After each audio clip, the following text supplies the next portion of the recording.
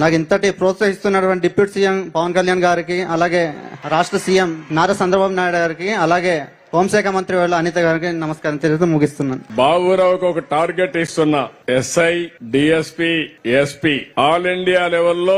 ఎందుకంటే ఆయన శక్తి ఆయనకి తెలియదు, హనుమంతుడి శక్తి ఆయనకి తెలియదు. నాకు తెలుసు భవిష్యత్తుండే కుర్రాడు బాబురావు తప్పకుండా కష్టపడి ప్రయత్నం చేస్తే ఐపీఎస్ అయ్యి మళ్ళా ఇదేది ఇక్కడ మన దగ్గర ఉద్యోగం చేసే పరిస్థితికి వస్తుంది. గట్టిగా చప్పట్లు కొట్టి ఆశీర్వదించండి.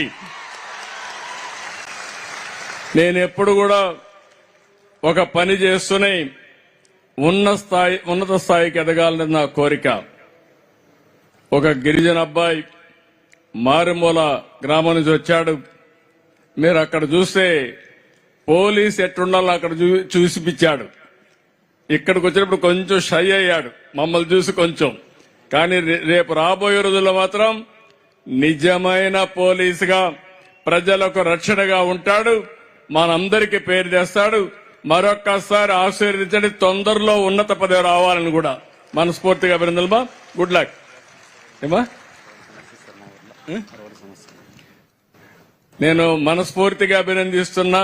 ఉద్యోగం వచ్చినా ప్రజల్ని మర్చిపోలా. మా ఊర్లో రోడ్డు సమస్య ఉంది సార్, అది పరిష్కారం చేయమని అడిగాడు. అది నిజమైన వ్యక్తిత్వం, మంచి మనసు. పక్కనే మా డిప్యూటీ సీఎం గారు ఉన్నారు. డిప్యూటీ సీఎం గారు మీ బాధ్యత ఆ రోడ్డు వేయించే బాధ్యత.